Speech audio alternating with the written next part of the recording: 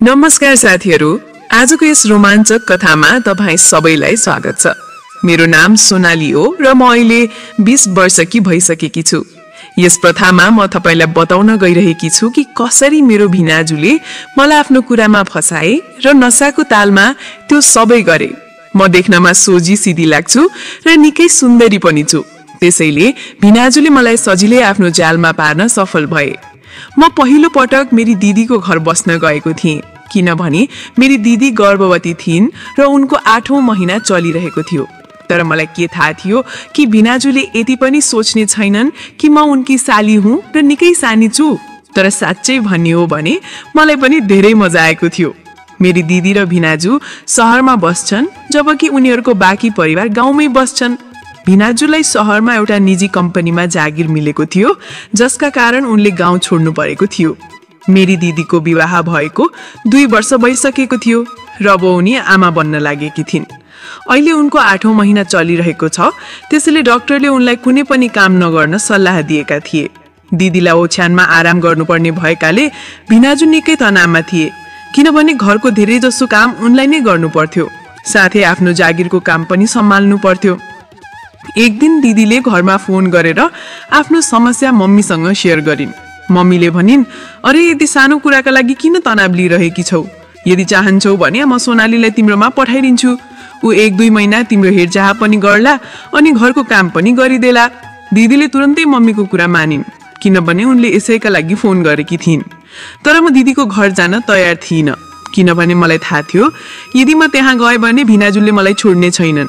उनी मलाई फोनमा पनि जिस्क्याउने गर्थे र लाजलाग्दो कुरा गर्ने गर्थे। सुरुमा त म सबै कुरा मजाकमा लिइरहेकी थिएँ, तर अहिले भिनाजु आफ्नो सीमा नाग्न थालेका थिए। जब मैले त्यहाँ जान अस्वीकार गरेँ, तब दिदीले मलाई फोन गरेर सम्झाइन् र अन्ततः मलाई मान्नै पर्यो। दिदीले भनिन्, भोलि तिम्रो भिनाजु तिमीलाई लिन आउँदैछन्, तयार रहनु। साँझमा भिनाजुको फोन आयो। भिनाजुले खुसी हुँदै सोधे, सोनाली, के तिमी साँच्चै हाम्रो घर आउँदैछौ? मैले जवाफ दिएँ, हो भिनाजु, बिहान दिदीले मम्मीलाई फोन गरेकी थिइन्। उनी चाहन्छन् कि म त्यहाँ जाउँ ताकि तपाईहरुलाई अलि आराम मिलोस्। भिनाजुले उत्साहित हुँदै भने, अरे यो त निकै राम्रो कुरा हो, तिमी तयार रहनु, म भोलि नै लिन आउँछु। मैले केही सोचेर भिनाजुलाई भने, भिनाजु भोलि नआउनु, बरु पर्सिपल्ट आउनु। मेरो कुरा सुनेर भिनाजु अलि असन्तुष्ट भएर भने, अरे किन यस्तो भनिरहेकी छौ सोनाली? म त आजै लिन आउन चाहन्थे, तर तिमीले दिदीले मलाई रोकिन्। अब म केही सुन्ने छैन, भोलि तिमी तयार रहनु। भिनाजु निकै नै जिद्दी गरिरहेका थिए, त्यसैले म अलि नरम भएर सम्झाउन खोजे। भिनाजु, प्लिज मान्नुस् न, भोलि मेरो कलेजमा ठुलो कार्यक्रम छ, म मिस गर्न सक्दिनँ। केवल भोलिको कुरा हो, हामी पर्सि जाउँला। अन्ततः भिनाजुले मेरो कुरा मान्दै भने, ठिक छ, तिम्रो कुरा माने, तर पर्सि तयार रहनु, मलाई फेरि अर्को बहाना चाहिँदैन। कार्यक्रमको भोलिपल्ट भिनाजु मलाई लिन आए। उनी आउनु अघि नै म नुहाई धुवाई गरेर तयार भइसकेकी थिए। मैले जिन्स र कुर्ता लगाएकी थिएँ। केही समयसम्म भिनाजु बुवासँग बसेर कुरा गर्दै थिए। त्यसपछि उनी भित्र आए। भित्र आएपछि उनीसँग मेरो भेट भयो र सधैँ झैँ उनले मसँग हात मिलाए। मम्मीले भिनाजुका यी हरकतहरूमा धेरै ध्यान दिनुहुन्थेन, किनभने उहाँलाई थाहा थियो कि भिनाजु अक्सर मसँग मजाक गरिरहनुहुन्छ। भिनाजुले मलाई टाउकोदेखि पाउसम्म हेर्नुभयो र भन्नुभयो, सोनाली, तिमी त धेरै कमजोर भएकी छौ, तर कुनै कुरा छैन, केही दिन मेरो साथ बस्यो भने तिमी पनि आफ्नी दिदी जस्तै भइजानेछौ। भिनाजुको यस्तो कुरा सुनेर म सधैँ चाहिँ हाँस्न थालेँ, किनभने मलाई थाहा थियो उहाँ के भन्न खोज्दै हुनुहुन्थ्यो। त्यसपछि म पनि उहाँलाई डराउनलाई मम्मीलाई बोलाएँ। मैले भने, हेर्नुहोस् न मम्मी, भिनाजुले मलाई कस्तो जिस्काइरहनु भएको छ। उहाँ भन्नुहुन्छ कि मलाई पनि दिदी जस्तै बनाइदिनुहुन्छ अरे। तर मम्मीले मेरो कुनै कुरा ध्यान दिनु भएन र सधैँ चाहिँ भिनाजुको समर्थन गर्न थाल्नुभयो। हामी सबैसँगै बसेर खाना खायौँ र त्यसपछि छिट्टै नै हिँड्न तयार भयौँ, किनभने घरमा दिदी एक्लै थिइन्। जाँदै गर्दा मम्मीले मलाई भन्नुभयो, दिदी र भिनाजुलाई कुनै पनि तनाव नदिनु, मलाई तिमी बारे कुनै गुनासो सुन्नु छैन, अनि दिदीको राम्रोसँग हेरचाह गर्नु। भिनाजु आफ्नो कार्ड लिएर आउनु भएको थियो, अनि उहाँलाई जिस्क्याउन म गाडीको पछाडि सिटमा गएर बसेँ। मम्मीको अगाडि त भिनाजुले केही भन्नु भएन, तर केही बेर पछि उनले गाडी रोकेर भन्नुभयो, सोनाली, अगाडि सिटमा आऊ। मैले मानिनँ र भने, हैन भिनाजु, म यति ठिक छु। त्यसपछि भिनाजु हाँस्दै भन्नुभयो, अरे तिमी त ठिक छौ साली साहिबा, तर मेरो पनि त ख्याल गर, तिमी यति पछाडि बस्यो भने हामी कुरा कसरी गर्ने? तिमी अगाडि आएर बस्यो भने मेरो पनि टाइम पास हुन्छ अनि यात्रा पनि सजिलो हुन्छ। मैले भिनाजुलाई भने, म तपाईका सबै चालबाजी बुझ्छु, तपाईको दिमागमा के चलिरहेको छ म राम्ररी थाहा पाउँछु। तपाई धेरै बिग्रनु भएको छ, म दिवीकोसँग तपाईको गुनासो गर्नेछु। मेरो कुरा सुनेर भिनाजु अलिकता उदास भएर भने, देख सोनाली, म तपाईले साँच्चै मन पराउँछु। म मेरा मनको कुरा गर्न चाहन्थे, तर भेट्न हुने नभएकाले गर्न सकेको थिएँ। मैले भिनाजुको भावना बुझ्ने कोसिस गरेँ र भने, भिनाजु, म तपाईसँग कुरा गर्छु, तर अहिलेलाई गाडीमा ध्यान दिनुहोस्। मैले मुस्कुराएर भने, भिनाजु, अहिलेलाई त गाडीमा ध्यान दिनुहोस्, मलाई त तपाईले घरमै पनि हेर्न सक्नुहुन्छ। भिनाजु पनि मुस्कुराउनु भयो र भन्नुभयो, होइन सोनाली, त्यस्तो केही होइन। तर साँचो कुरा त के हो भने, तिमी त आफ्नी दिदी भन्दा पनि सुन्दर छौ। जसको पत्नी बन्ने छौ ऊ त साँच्चीकै भाग्यमानी हुनेछ। अहिले हाँस्दै उत्तर दिए, अरे भिनाजु, अब यति धेरै जोड त नबोल्नुहोस्। अनि यदि तपाईँ यी नक्कली प्रशंसाहरू गरेर आफ्नी साली साइबासँग केही सेटिङ जमाने सोच्दै हुनुहुन्छ भने ती सबै विचारहरू आफ्नो दिमागबाट निकाल्नुहोस्, किनकि म तपाईँलाई धेरै राम्ररी चिन्छु। तपाईँ बाहिरबाट जति शरीफ देखिनुहुन्छ, भित्रबाट त्यति नै बदमास हुनुहुन्छ। मेरो कुरा सुनेर भिनाजु हाँस्नु भयो र भन्नुभयो, ल ठिक छ, म अब चुप लाग्छु। तर तिमी त आफ्नी दिदी भन्दा पनि धेरै नखरेवाली रहेछौ। म केही सोच्दै भिनाजुलाई गाली गरिदिन्थे, तर साँच्चीकै भन्नुपर्दा मलाई पनि उहाँसँग हास्य मजाक गर्न मन पर्थ्यो। उहाँ साँच्चीकै धेरै स्मार्ट हुनुहुन्थ्यो। उहाँको उमेर झन्डै 30 वर्ष थियो, त्यसैले खासै बुढो पनि देखिनुहुन्न थियो। उहाँको स्वभाव रमाइलो थियो, त्यसैले उहाँसँग समय बितेको पत्तै हुँदैन थियो। यस्तै कुरा गर्दै जाँदा बाटो कहिले सकियो मलाई त पत्तै भएन। सहर आइपुग्ने बित्तिकै मैले भिनाजुलाई धम्की दिए, यदि तपाईँ मलाई चाट र पानीपुरी खुवाउन नलगिकन घर लैजानुभयो भने तपाईँका लागि राम्रो हुने छैन। भिनाजु हाँस्दै भन्नुभयो, अरे मैले कहिले इन्कार गरेको छु र? म त घरबाटै सोचेर आएको थिएँ कि तिमीलाई यहाँका प्रसिद्ध पानीपुरी र चाट खुवाउने छु। यो सुनेर मलाई धेरै खुसी लाग्यो कि भिनाजुले मेरो मनपर्ने खानेकुरा सम्झनु भएको थियो। त्यसपछि हामीले दिदीका लागि केही फलफुल र तरकारी पनि किन्यौं। जब हामी घर पुग्यौं, दिदी बाहिरै डुलिरहनु भएको थियो। मलाई देख्न साथ दिदी धेरै खुसी हुनुभयो र मलाई अंगालो हाल्नुभयो अनि तुरुन्तै भिनाजुको क्लास लिँदै भन्नुभयो, तपाईँ त मलाई दिउँसोसम्म फर्किन्छु भनेर जानुभएको थियो, तर तपाईँले त रात नै पार्नुभयो। त्यसपछि हामी सबै भित्र गयौं र मैले दिदीलाई फलफुल काटेर दिएँ। भिनाजु नुहाएपछि म पनि नुहाएँ, किनभने दिनभरको यात्रापछि हामी दुवैजना धेरै थकित थियौं। नुहाएपछि म भान्सामा गएँ र त्यहाँ पुग्दा देखेँ कि सबै सामान यत्रतत्र छरिएको थियो र घरमा पनि सरसफाई थिएन, किनभने पछिल्लो 1 महिनादेखि भिनाजुले नै घरको सबै काम गरिरहनु भएको थियो। सबै सफाई गरेपछि मैले सबैका लागि रोटी बनाइदिएँ र तरकारी बाहिरबाट मगाइदिएँ। त्यसपछि मैले दिदीलाई खाना दिएँ र उनीसँगै बसेर कुराकानी गर्न थालेँ।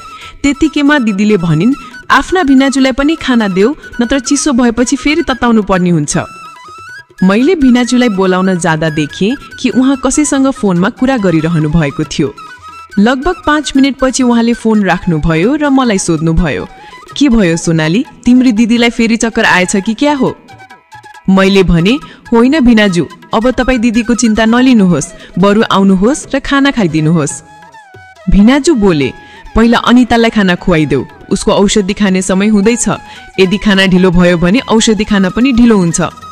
उहाँ तल आउन आनाकानी गरिरहनु भएको थियो, त्यसैले मैले उहाँको हात समातेर तल लिएर आएँ। मेरो कुरा मानेर उहाँ भान्सामै खाना खान बस्नुभयो र जिद्दी गरेर मलाई पनि सँगै बस्न लगाउनु भयो। पहिलो गाँस उहाँले मलाई खुवाउनु भयो, त्यसपछि आफै खान थाल्नुभयो। यसरी उहाँले मलाई आफ्नै हातले खाना खुवाइदिनु भयो। खाना खाएपछि मैले दिदीलाई दूध तताएर दिएँ र भिनाजुले उहाँलाई सबै औषधि खुवाइदिनु भयो। त्यसपछि हामी दिदीकै कोठामा बसेर गफ गर्न थाल्यौं। गफ गर्दा गर्दै कहिले निदाए मलाई त थाहा नै भएन। बिहान जब भिनाजुले मलाई जगाउनु भयो, तब देखेँ कि दिदी मेरो छेउमा सुतिरहनु भएको थियो र भिनाजु हामी दुवैका लागि चिया लिएर आउनु भएको थियो। मैले भिनाजुलाई भने, अरे तपाईले किन दुःख गर्नुभयो? मलाई उठाइदिनु भएको भए म तुरुन्त उठ्थे। चिया बनाएपछि भिनाजु नुहाएर अफिस जानका लागि तयार हुनुभयो। दिदीले मलाई भनिन्, तिमी आफ्नो भिनाजुको लागि खाना प्याक गरिदेऊ, नत्र सधैँ जस्तो बाहिरै खानुपर्ने हुन्छ। त्यसपछि म छिट्टै नुहाएर भिनाजुका लागि खाना तयार गर्न लागे। केही बेरपछि भिनाजु किचनमा आएर मलाई भने, सोनाली, तिमी आफ्नी दिदीको ख्याल राख्नु है, अनि बेलैमा उनलाई सबै औषधिहरू दिनु, आज मलाई घर फर्किन ढिलो हुन्छ। मैले उनलाई जिस्काउँदै भने, किन भिनाजु, आज कसैसँग डेटमा जाँदै हुनुहुन्छ कि क्या हो? भिनाजु मुस्कुराउँदै भने, अरे होइन सोनाली, यस्तो केही होइन। आज राति हाम्रो बसको बर्थडे पार्टी छ। र मैले तिमी दिदीसँगै पहिले नै पार्टीमा जानका लागि अनुमति लिइसकेको छु। त्यसपछि भिनाजु अफिस जानुभयो र म घरका कामहरू गर्न थाले। जस्तै भिनाजुले भनेर जानुभएको थियो उहाँ साँच्चै नै धेरै ढिलो आउनुभयो। मैले दिदीलाई खाना खुवाएर सबै औषधिहरू पनि दिइसकेकी थिएँ। धेरै औषधि खानु पर्दा दिदीलाई छिटै निन्द्रा लाग्थ्यो र उहाँ गहिरो निन्द्रामा सुतेकी थिइन्। दिदी सुतेपछि म भिनाजुको प्रतीक्षा गर्न थाले। धेरै बेर पर्खेपछि म नुहाउन गएँ। त्यसपछि टाइम पास गर्नका लागि दिदीको साडी लगाएर हेरेँ। मलाई सानैदेखि साडी लगाउन मन पर्थ्यो र दिदीको रातो साडी ममा निकै राम्रो देखिएको थियो। साडी लगाएर म दिउरे बेरसम्म नाच्चे र रमाइलो गरिरहेँ। त्यसपछि म साडी फुकाउन लाग्दै थिएँ, त्यत्तिकैमा ढोकाको घन्टी बज्यो अनि मैले बुझिहालेँ कि भिनाजु आइपुग्नु भयो। म छिट्टै ढोका खोल्न गएँ। ढोका खोल्ने बित्तिकै भिनाजु अलि नशामा हुनुहुन्छ जस्तो लाग्यो। मलाई साडीमा देख्ने बित्तिकै उहाँले भने, अनिता तिमी अहिलेसम्म सुतेनौ? त्यसपछि उहाँले मेरो काँधमा हात राखेर मेरो सहारा लिनुभयो। मैले केही नबोली उहाँलाई बिस्तारै कोठासम्म लिएर आएँ। कोठामा पुर्याएर मैले उहाँलाई बिस्तारामा बसाएँ र भने, भिनाजु तपाईँ केही बेर यही बस्नु, म तपाईँका लागि खाना लिएर आउँछु। जस्तै म जान लागे भिनाजुले मेरो हात समातेर आफूतिर तानेर भने, प्लिज यार आज नाइ नभन्नु ल।